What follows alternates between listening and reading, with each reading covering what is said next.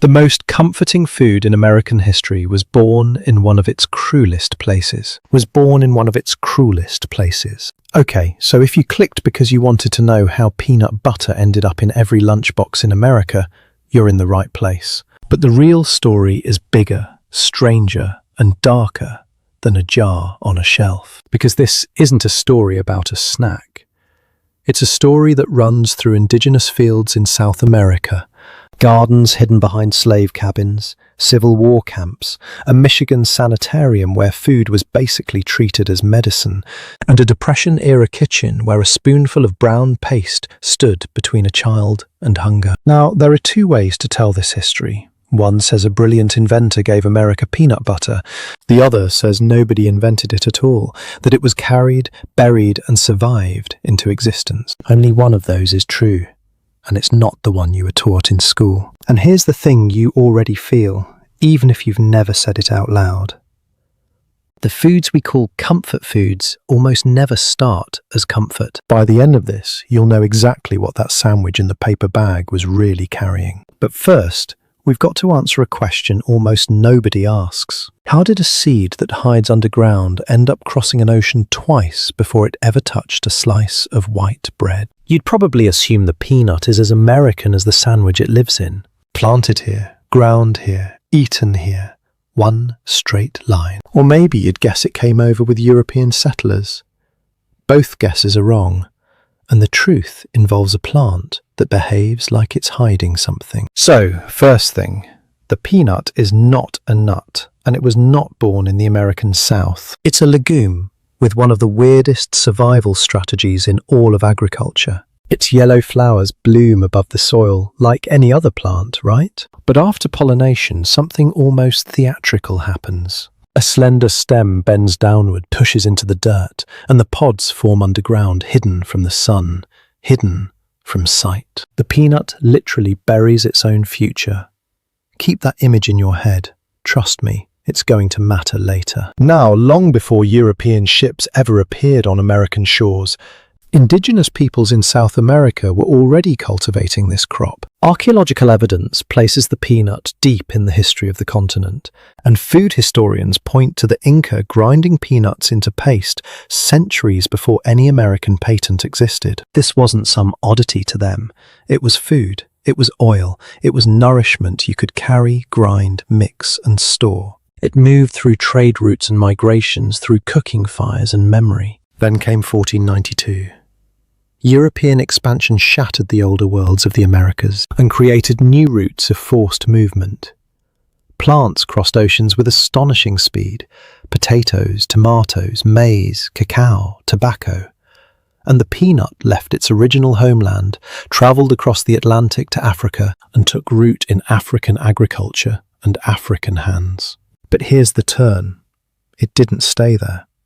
Through the violence and commerce of the Atlantic world, through the slave trade itself, the peanut came back across the ocean to North America. Enslaved Africans brought peanuts with them, and African agricultural knowledge came too. Shaped by indigenous cultivation, African farming knowledge, and European empire. So the crop arrived not carried by nature, but by human systems of trade, enslavement, and empire. Which means, and this is the part that gets me, before the peanut ever became an American childhood food, it had already made a round trip across the Atlantic. Shaped by indigenous cultivation, African farming knowledge, and European empire, that straight line from field to jar never existed. The line was braided across 3 continents, and the place where those threads finally came together was one of the hardest landscapes in American history. Because when the peanut landed in the American South, it did not land in the fields that made men rich. It landed somewhere the ledgers never bothered to record. And the question of who actually grew this crop has an answer most food histories politely skip. The peanut's American story begins not on the plantation, but behind it, in the small gardens worked by enslaved people after entire days of forced labor. Picture a plantation in the 18th or early 19th century. The big house sits at a distance. Beyond it stretch the cash crops: tobacco, rice, sugar, cotton. The crops that enter ledgers, ships, banks, fortunes. That's the landscape the history books love to paint. But away from the grand house, near the cabins and the wooded edges, another landscape existed. Small patches of earth worked in stolen hours. Greens, beans, corn, sweet potatoes, peas, herbs, and in some places, peanuts. Now, let's be really precise about what these gardens were and were not. They were never symbols of freedom. The people tending them didn't own the land. They didn't control their own time. Everything they grew existed inside slavery's brutal limits, and it could be taken from them at any moment. And yet the gardens mattered enormously. They gave enslaved families nourishment beyond the rations imposed on them. They offered food that could be cooked in familiar ways, ways carried across the Atlantic. They gave people something to trade, to sell, to keep.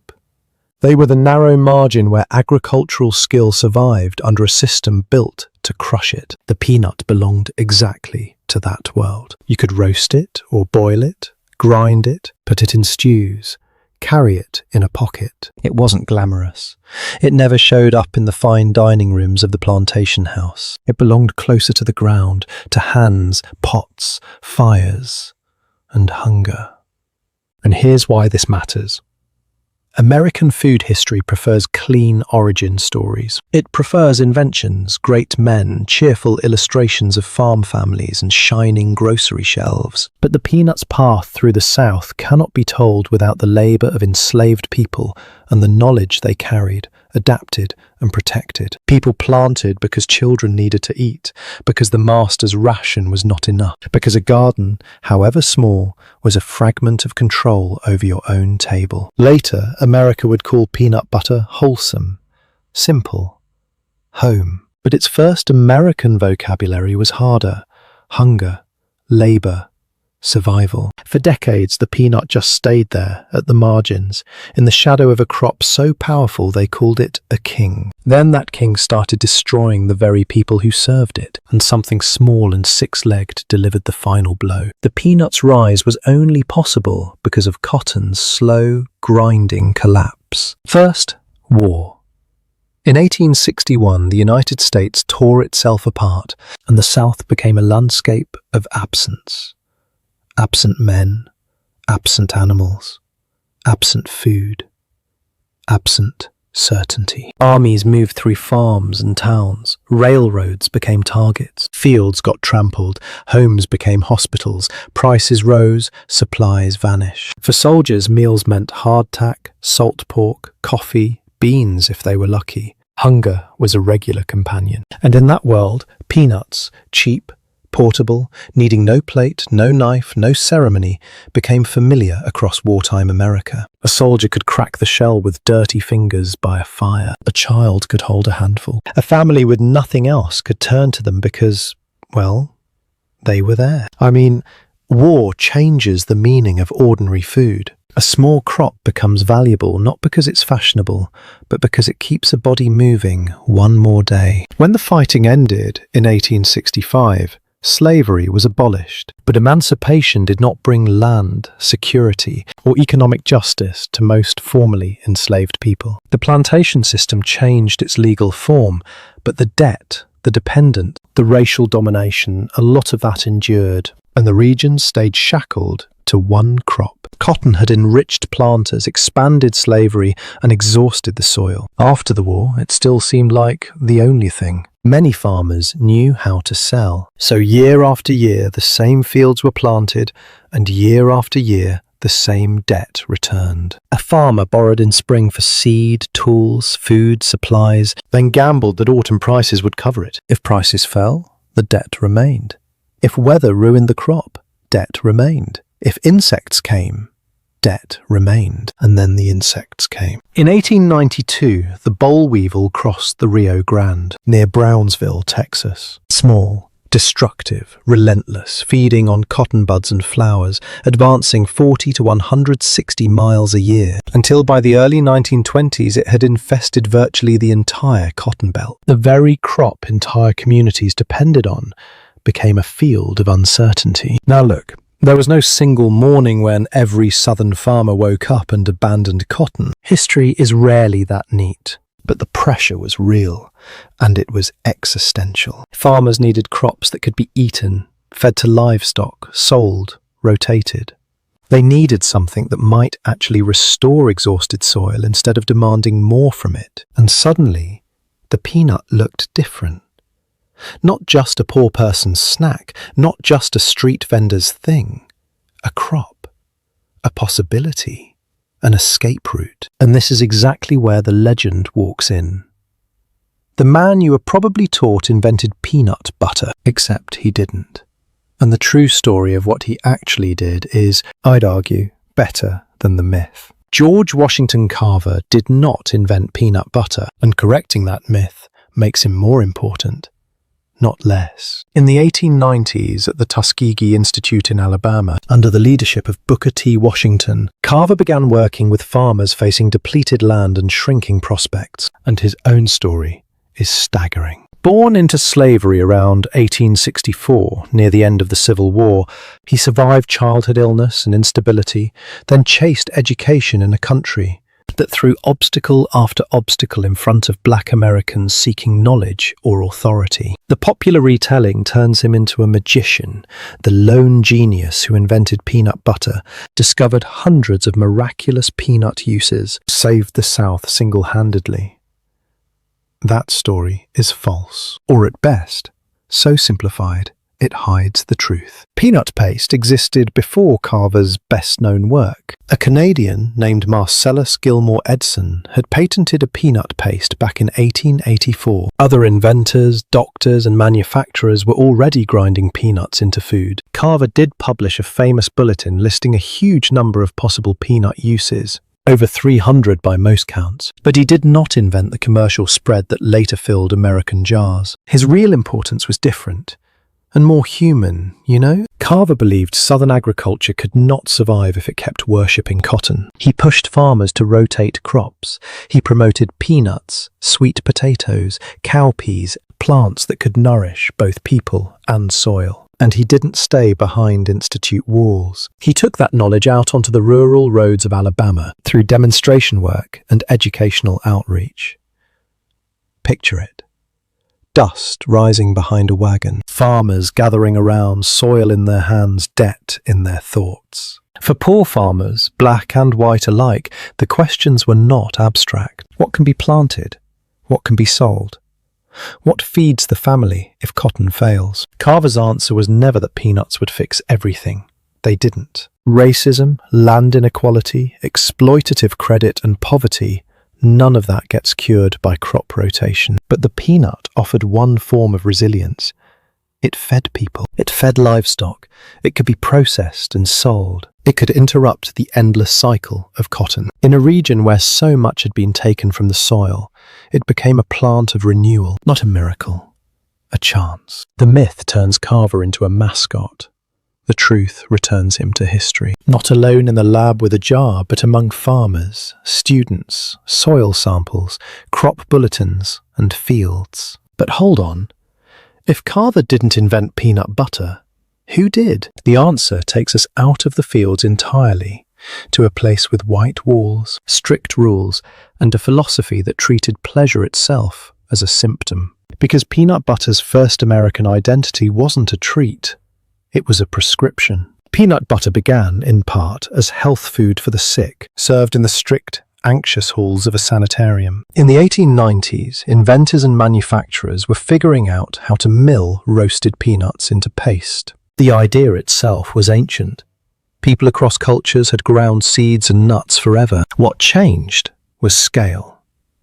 The industrial age brought machines that could grind more finely, more quickly, more consistently, and patents that could claim ownership over methods. In 1895, Dr. John Harvey Kellogg, yes, the cereal Kellogg, received a United States patent for a peanut butter process. His version, by the way, involved boiling the peanuts before grinding, which gave you a pretty bland, mushy paste, nothing like the roasted flavor we know. Kellogg was associated with the Battle Creek Sanitarium in Michigan, and that place belonged to a whole world that treated food as moral medicine. Diets were supposed to purify the body, Patients were offered carefully prepared foods. Meat, alcohol, spice, excess, even pleasure itself could be viewed with suspicion. And a soft paste made from peanuts fits that vision perfectly. It was nourishing, easy to chew.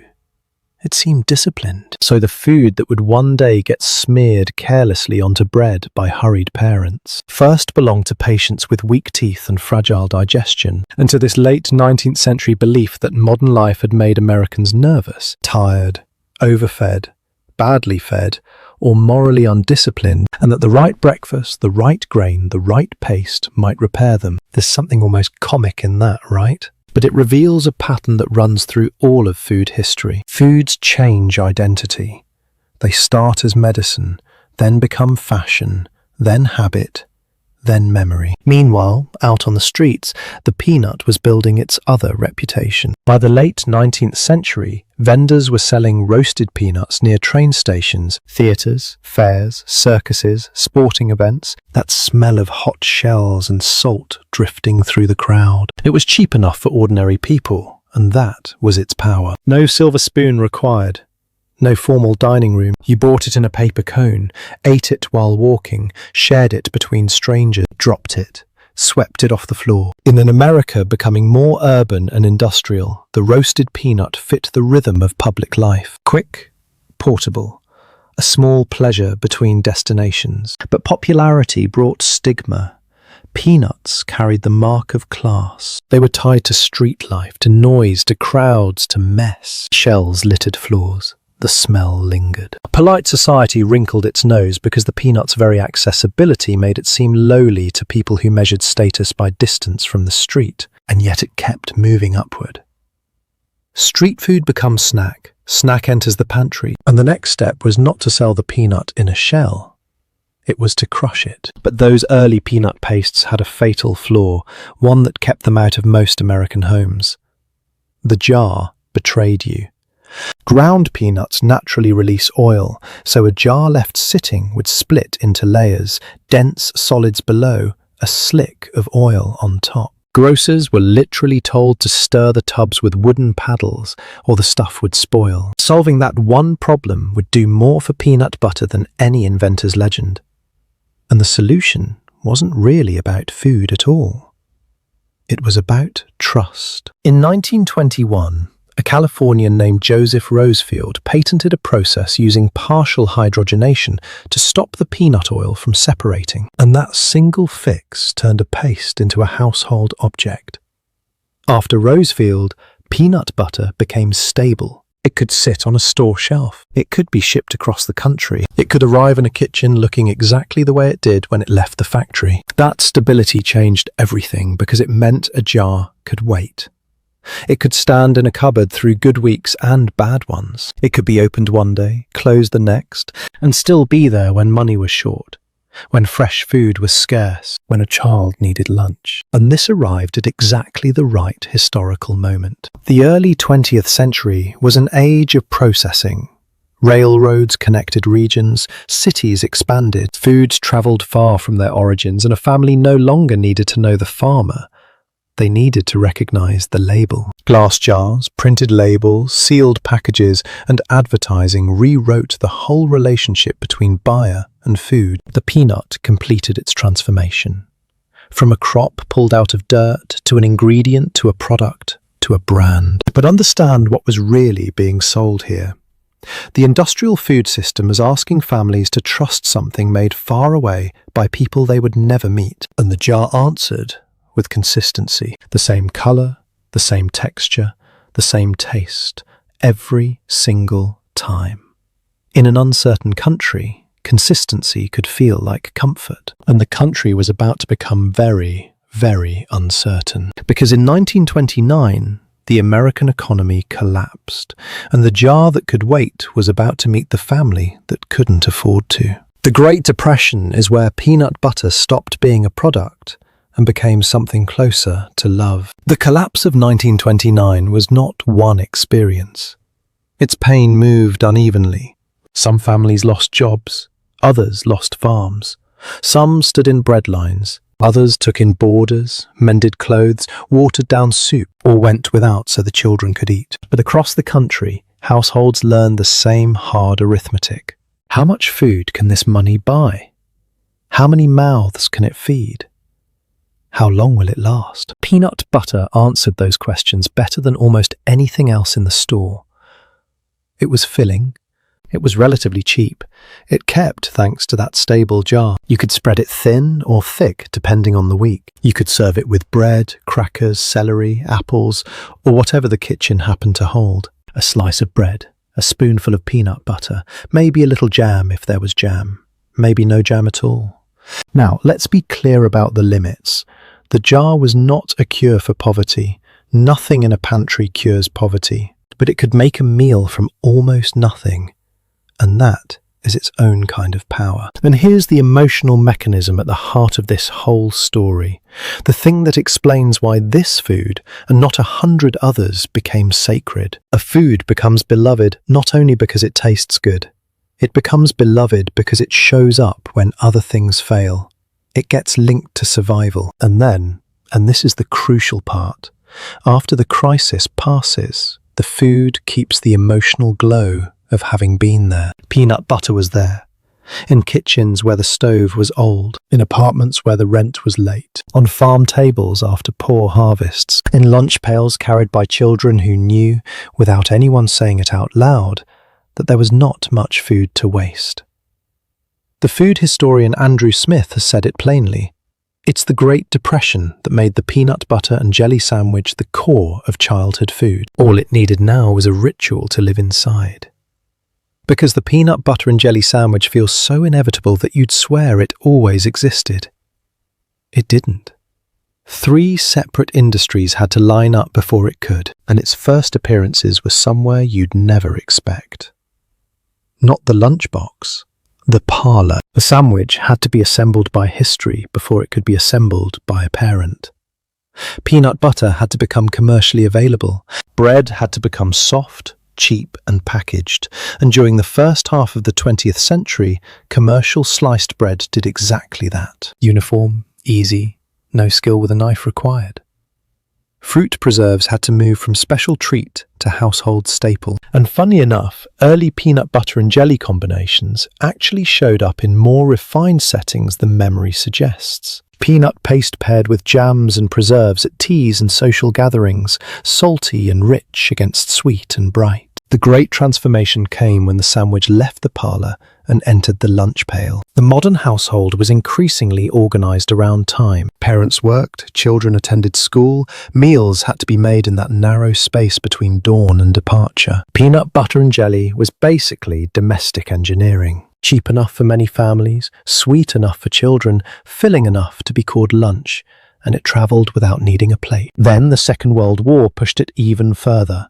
Cheap, durable, nutritionally dense foods gained new importance under rationing and shortages. Housewives were asked to plan, conserve, substitute, stretch. Peanut butter needed no refrigeration, could be packed for travel, and could stand in for scarcer, pricier foods. And the war changed something deeper too.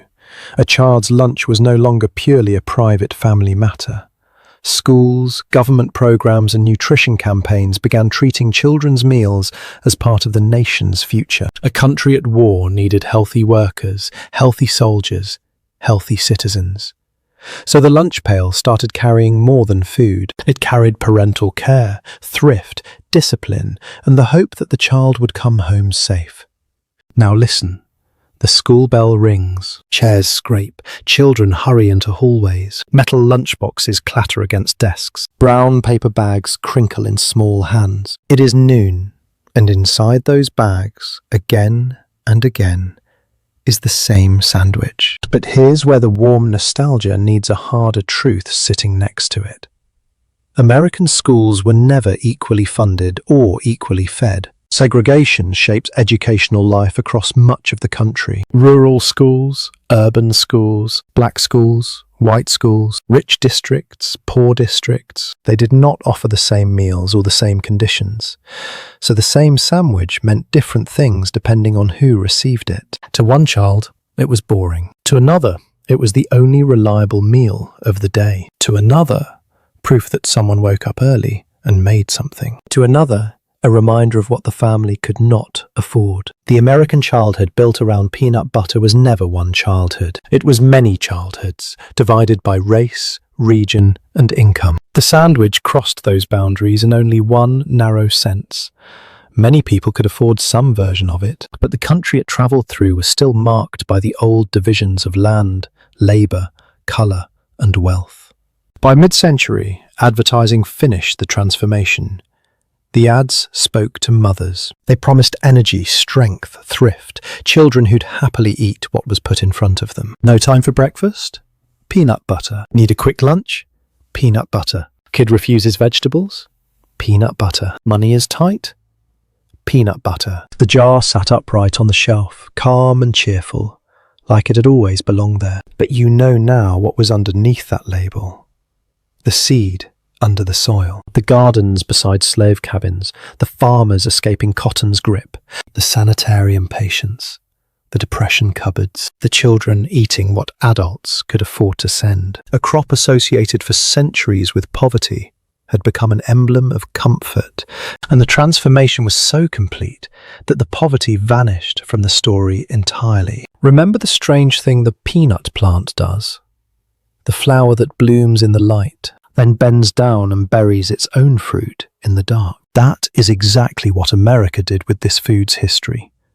The bright part, the cheerful jar, the cartoon lunchbox, the sweet childhood memory, bloomed in full view. And the rest, the slave gardens, the cotton debts, the hunger arithmetic, got pushed underground, where the ledgers and the labels never had to mention it. The plant and its history grew the same way.